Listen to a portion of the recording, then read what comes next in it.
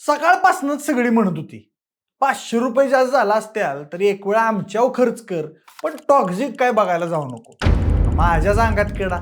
म्हटलं चांगला नसेल पिक्चर तर निदान केअरला तर बघून यावं, आणि पिक्चर का बघू नये हे आपल्या विशेष वारीच्या पब्लिकला सांगावं.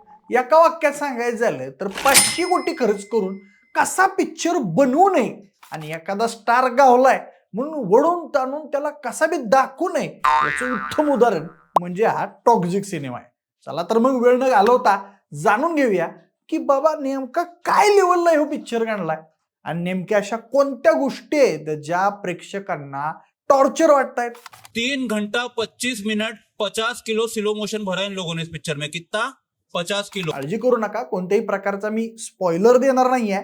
चला तर मग सुरुवात करूयात. नमस्कार, मी प्रथमेश आणि तुम्हाला तर माहितीये आपला विषयच भारी. तर बघा मंडळी, केजीएफचा रॉकी भाई तब्बल 4 वर्षांनी परतला, तेही तब्बल 500 कोटींचं बजेट घेऊन. भव्य सेट्स, भन्नाट स्टारकास्ट आणि वर दिग्दर्शक म्हणून राष्ट्रीय पुरस्कार विजेत्या गीतू मोहनदास. आता हे सगळं ऐकल्यावर तुमच्या आमच्यापेक्षा काय असणार? अर्थातच न भूतो न भविष्यती असा सिनेमा बनणार, नाही का? पण टॉक्झिकच्या बाबतीत मात्र अनेक प्रेक्षक आणि समीक्षकांची अवस्था थोडी वेगळी झाली आहे. भाई सिनेमा सुरू होतो, यशही दिसतो, त्याचा स्वॅगही दिसतो, ऍक्शनही दिसते, मोठमोठे सेट्सही दिसतात, कॅमेराही भन्नाट फिरलेला दिसतो, बोल्ड सीन्स दिसतात. पण या सगळ्यात दिसत नाही ती म्हणजे स्टोरी किंवा स्टोरी लाईन. आणि इथूनच खऱ्या अर्थानं टॉक्सिकच्या अडचणी सुरू होतात. कारण हा सिनेमा बनवताना पैसा तर कमी पडलेला नाही आहे, टेक्नॉलॉजी कमी पडलेली नाही आहे, कलाकार कमी पडलेले नाही आहेत आणि यशचा स्टारडम तर अजिबातच कमी पडलेला नाही आहे.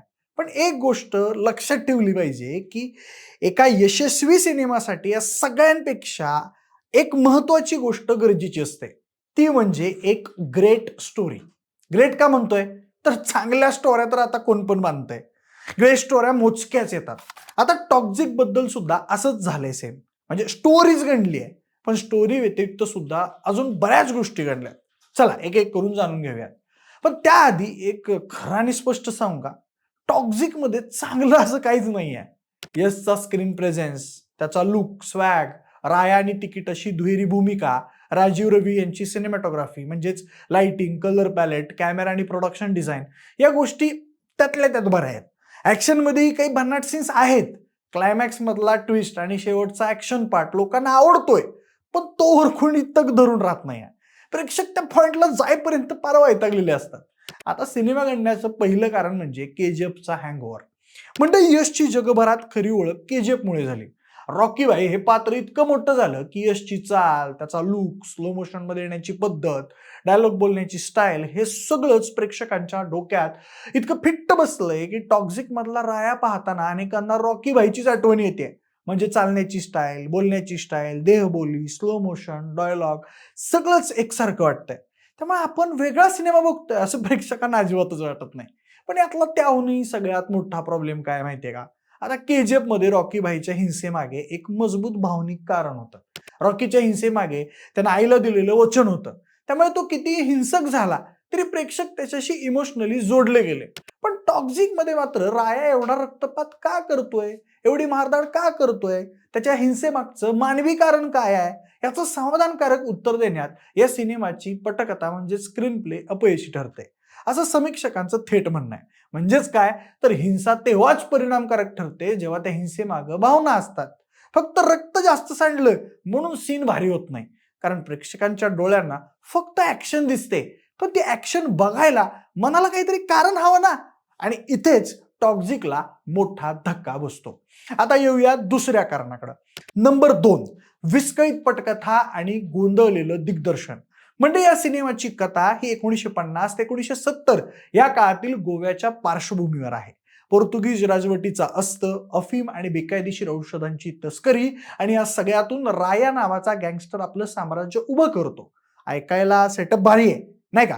गोवा, गँगस्टर, तस्करी, पोर्तुगीजचा काळ, डार्क वर्ल्ड, म्हणजे पेपरवर असं सगळं एकदम भन्नाट वाटतंय. पण ऍक्च्युअल सिनेमा बघताना हा नेमका कुठल्या प्रकारचा सिनेमा आहे हेच कळत नाही. हा गँगस्टर ऍक्शन ड्रामा आहे, सायकोलॉजिकल थ्रिलर आहे की कौटुंबिक भावनिक शोकांतिका टाईप आहे? सिनेमाला स्वतःलाच कदाचित या प्रश्नांची उत्तर शोधायला वेळ लागतो. आणि प्रेक्षक 3 तास 14 मिनिटं बसून त्या उत्तराची वाट पाहतो आणि अक्षरशः वैतागून जातो.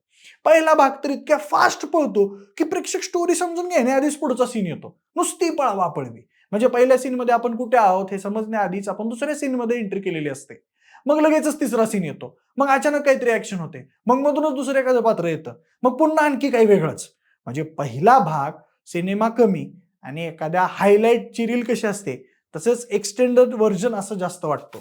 आप 15 सेकंड की रील स्क्रॉल करते हो ना, 15 सेकंड की जो रील स्क्रॉल करते हो इंस्टाग्राम पे, कितने देर तक देख सकते हो स्लो मोशन? पात्र येतात, काहीतरी करतात, पुन्हा दुसरं पात्र येतं आणि लोक म्हणतात, अरे हो थांबा जरा, आधी मागचा कोण होता ते तरी नीट समजू द्या. बरं हे तर जाऊ द्या.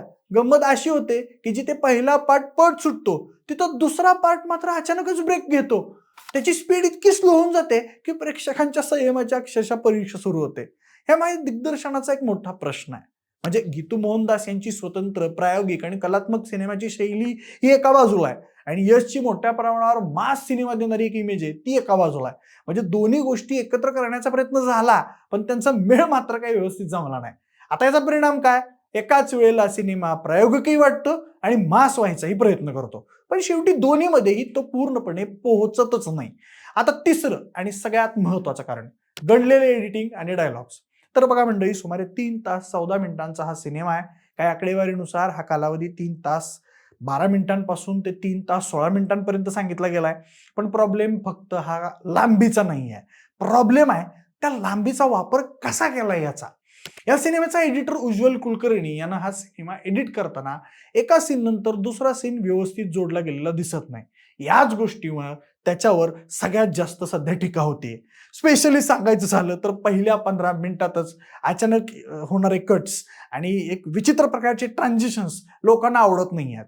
सीन एका ठिकाणी सुरू होतो, अचानक दुसरीकडे जातो, मग पुन्हा काहीतरी होतं. म्हणजे अनेकांना तर असं वाटतं की आपण नक्की सिनेमा पाहतोय की कोणीतरी रिमोटवर चॅनल बदलतं एकसारखं. पण यामुळे स्टोरी समजण्याऐवजी प्रेक्षकाला घटनांचा जास्त पाठलाग करावा लागतो. बरं, त्यात डायलॉग्सचे तर वेगळेच कुठाने. या सिनेमात डायलॉग साधे आणि नॅचरल ठेवण्याऐवजी ते खूप काव्यात्मक, तात्विक आणि जड करण्याचा प्रयत्न झाल्याचं दिसतंय. पात्र एकमेकाशी बोलत नाहीत. प्रत्येक वाक्य वन लाइनर, प्रत्येक वाक्यात फिलॉसॉफी. अरे भाई नाही चाहिए हमको फिलॉसॉफी.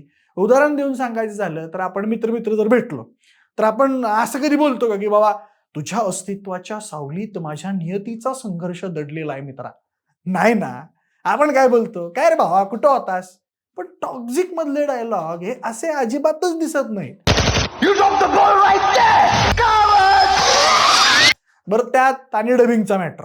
डायलॉग, आवाज आणि ओठांची मुवमेंट प्रॉपर सिंक होताना दिसत नाही. मिसमॅच वाटतं, फेक वाटतं. त्यामुळे सगळा मूडच निघून जातो. चौथं कारण म्हणजे कर्कश बीजीएम.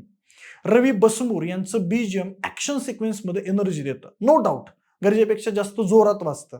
म्हणजे सीन कुठलाही असो, फ्रेमच्या अगोदर बीजीएम तयार. कधी कधी असं वाटतं की सीनच्या इमोशननुसार बीजीएम येतच नाही तर बीजीएम साठी सीन शोधला जातो.